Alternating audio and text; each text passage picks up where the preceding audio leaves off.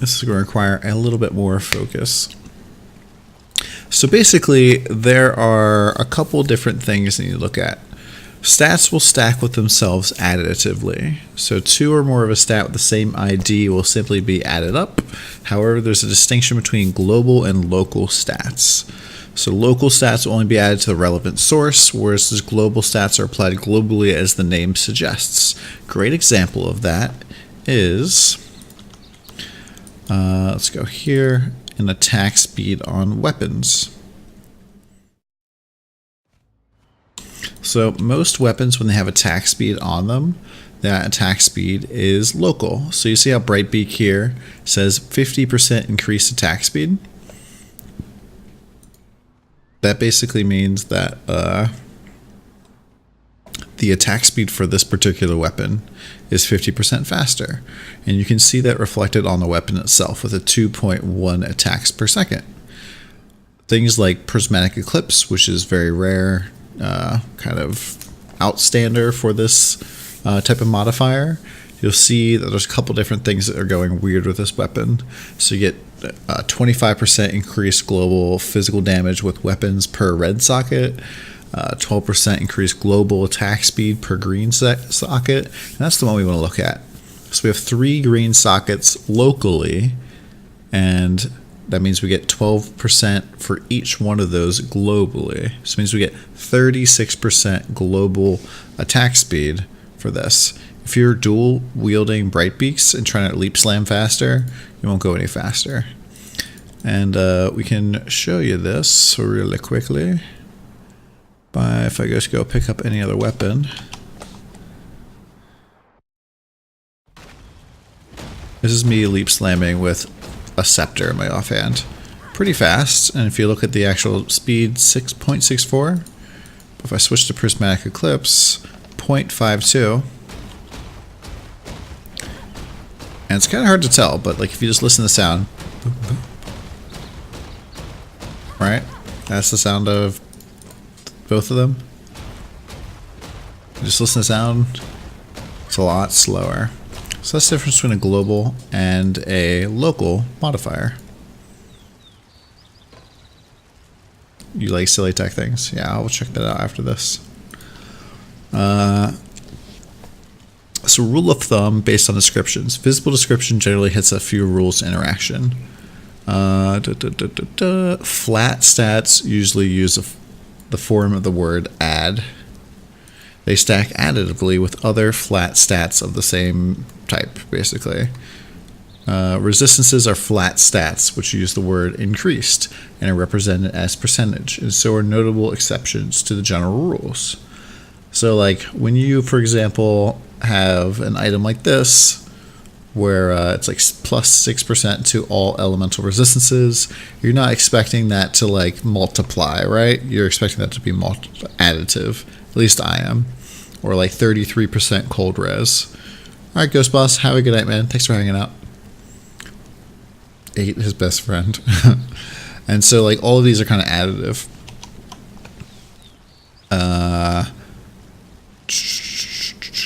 Additive stats usually are percentages and use forms of increase or reduced. They are summed up with the other additional stats of the same scope. So if you look at things like, I just tried to press I for inventory. If you look at Pledge of Hands, for example, that second line there says 159% increased spell damage. Damn, I got my 6th link on a really nice one. If I had any other sources of increased spell damage, or increased fire damage, or increased area damage, all of those things stack together, right? So you kind of see that on the tree. So like increased area damage, increased spell damage, these are all increased, and they all like kind of combine together. And the more you have of increased spell damage or area damage or whatever you're looking for, the less effective the next point becomes, right? Now, Pain Attunement is different because it says 30% more spell damage when on low life. And more multipliers kind of multiply against everything else. So to use paint poorly here. You have a kind of like the increased box here.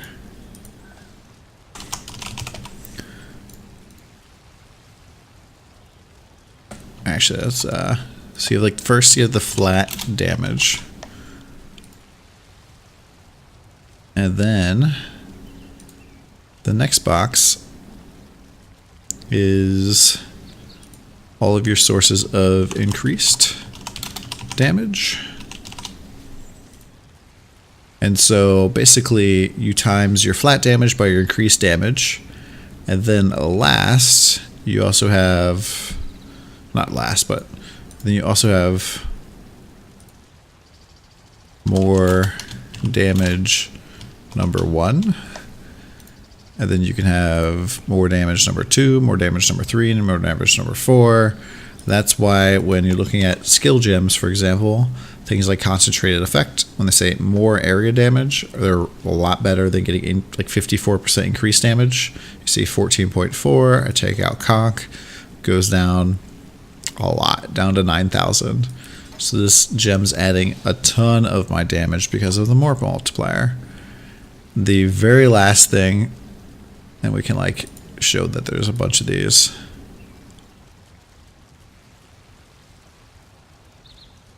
So like more number 2. Actually, let's just do a big box.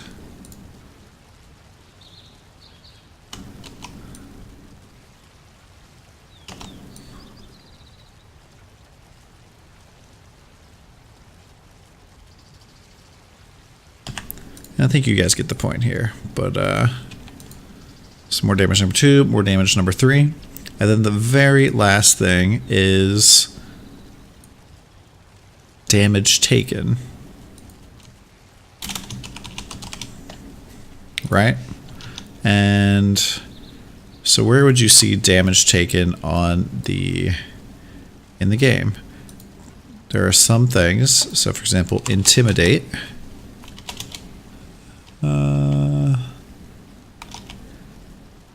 Belt of the Deceiver, for example, used to be very, very, very popular belt because nearby enemies are intimidated. Here we go. Intimidate is a debuff that causes the affected target to take 10% increased attack damage. This used to say 10% increased damage. They nerfed it in this last patch. You can see here 3.1 rather than 10%. And so this acts like a more multiplier if it's by itself. Other damage taken, so like this is Intimidate, this is Shock, this is certain ascendancies. There's a bunch of stuff, right? Like I think the new champion has like Intimidation, right? So champions first to strike, last to fall, for example. Where does it say?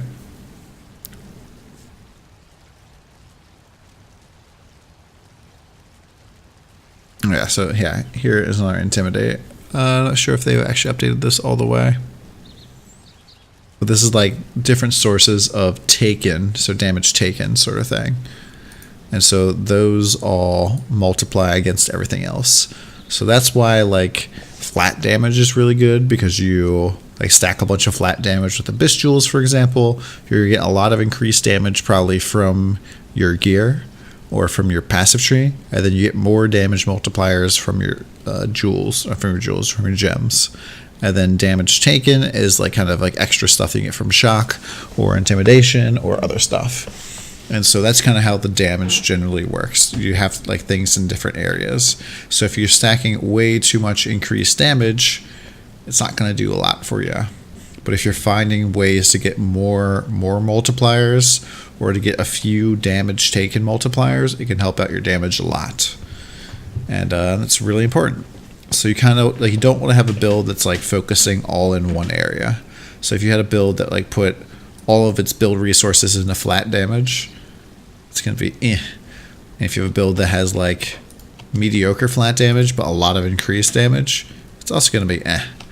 But if you have a little bit in every single one, the build's going to be just right. And so you kind of want to spread it out a little bit. But obviously, the more damage you can get, it's kind of the better. I'd say if anything, like more and more damage is always going to be the best, as long as you have flat damage in the first place. And that's pretty much it.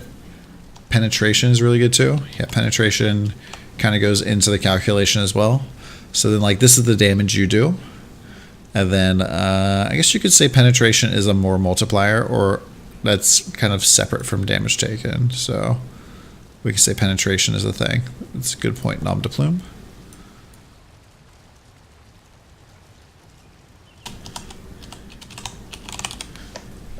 And so, for example, we kind of have penetration and like reverse penetration stats that we deal with, and that's fire resistance, cold resistance, lightning, and chaos. So, for example, we have 75 resistance to fire. That means when 100 fire damage comes into us, only 25% of that damage is taken by us. But if you only have 50 fire res, you're going to take 50 damage, also known as double damage. And if you have 0 fire resistance at all, you, like, not talking negatives, you're taking like 4 times the damage you normally would, because you'd be taking that full 100% as opposed to only the 25. Penetration is very similar in that, like, you take the end damage you do and then reduce it or increase it based off of the net penetration and resistance of the monster. So if the monster had like 100% fire resistance, you're hitting it with a fire spell, it's going to go, huh, cute. But if you had 100% fire resistance, it'd be like, ah, I'm on fire. And so, yeah, it's pretty good. Penetration is really strong, and that's why Inquisitor is generally one of the most powerful builds, because it has kind of auto penetration built into it without having to spend anything besides a couple of ascendancy points for it. And has also a very strong kit in general. But yeah, that's generally how I'd explain it without trying to get too crazy. If you really want to go through all of the order of application here, there's a whole bunch of stuff in here. I'm sure I've missed some things. Can you please explain why a decent flat fizz requires less number to number than flat cold? Then you need more for fire than lightning. Because you can do more with the fizz. I don't know. I won't explain like 5. But so physical damage is always like lower because of things, for example, like Doomfletch is Prism. So Doomfletch Prism gain 100% of bow physical damage as an extra damage of each element, right? So let's imagine that you had plus 10 fire or physical, right? For Doomfletch, plus 10 fire would be plus 10 damage. For Doomfletch, plus 10 physical would be plus 10 physical, then plus 10 fire, plus 10 lightning, plus 10 cold. So it would be 40 damage as opposed to just 10. Another offender in this area is like Hatred, for example. Hatred, you're getting percentage of your physical damage as extra cold damage. So if you had like 100 flat fire damage with Hatred, you get 100 flat fire damage. But if you have 100 flat fire damage, 100 flat physical damage with Hatred, you're actually getting 136%. So they have to kind of scale physical down. The worst offender, though, is going to be Face Breakers. Because you can have up to 800% more unarmed physical damage. So yeah, that's why. And you can kind of see that, you know, on PoE Affix, for example. This is a great site. I'll link it in chat. And we'll go down here to accessories. Murderous? Nope. Yeah, this should be fine. You'll see that like physical damage to daggers, if you compare this to lightning damage, like 1 to 2 to 3 to 4 for tier 1, or 1 to 2 to 27 to 28.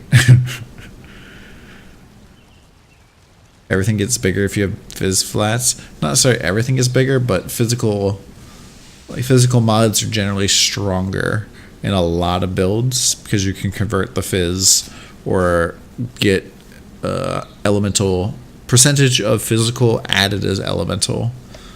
Like if you're looking at one-handed scepters, for example, with shaper mods. Where is it?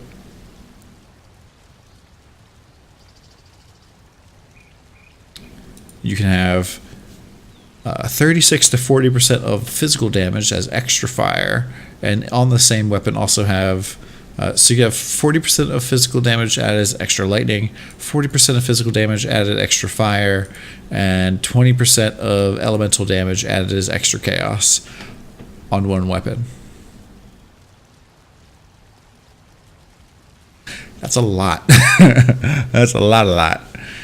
So and like that would stack. So like that 80% there. So let's say you just had like 100 physical DPS sword.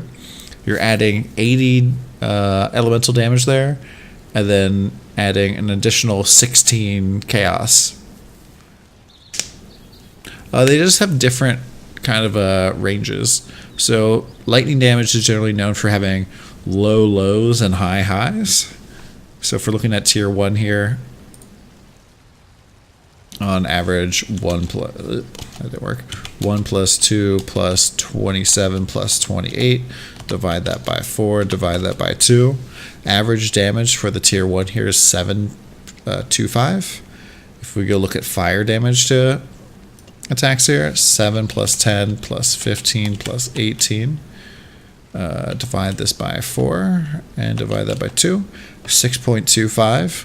So fire damage is a little lower, but it's a lot more consistent damage than lightning. And then, last but not least, cold damage. Oh, this is like going dark in this one corner over here. It's kind of weird. 6 plus 9 plus 13 plus 16. Divide that by 4, divide that by 2. Even lower than fire damage, but cold also comes with an innate ability to freeze or chill things, so it's a little bit of a more defensive damage dealing type, right? So you can like freeze things during cold damage and like have it do no damage back to you, whereas fire is like you're doing a little bit of ignite, has no effect to it. And then lightning's kind of crazy because like if you're hitting hard with lightning, you're doing even more damage because of shock. And yeah, like if you are new to the game and like you like learning about things, I would just recommend also get Shatter for DD. Yeah, just looking through some of the different things, and like there's lots of good information, and you can learn about uniques as you go. So for example, shock recently has changed, and I'm willing to bet that the high percentage of players don't actually understand how shock works anymore. And actually, I'd say that most players don't have any clue how shock worked ever, besides that, oh, I got shocked. But critical strikes basically always, with lightning damage, always have a 100% chance to shock. And you can also get shock from passives. By default, only lightning damage can shock, but some things can make other things shock, like 3 dragons or other stuff. Shock ground also inflicts shock without dealing damage.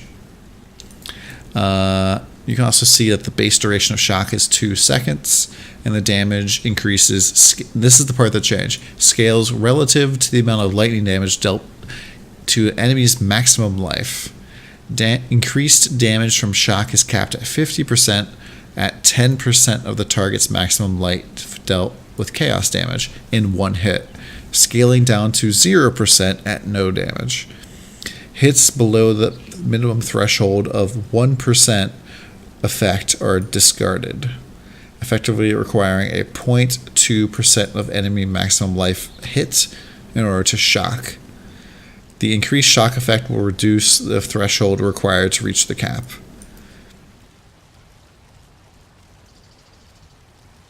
Okay, interesting. So the increased shock effect will lower the cap, or lower the requirement for the cap. So what this means is, let's say you have a monster has 100 health, and you hit it for like 1 damage with a crit. Actually, that's, so let's say it has 1,000 health. You hit it for 1 damage with a lightning crit. Technically, you should shock. However, you haven't hit it for 0.2 percentage of its maximum health, so you don't shock it at all. If you hit it for 2 damage, you would have shocked it for 1% increased damage from the shock. But if you would hit it for 10% of its maximum health, which in this case would be 100 damage with lightning, then you would have shocked it for 50%. So actually makes lightning pretty freaking strong. Shocking ground increases damage taken by a fixed amount of 20%. Other non-hit sources of shock, unless otherwise specified, increase damage taken by 20%.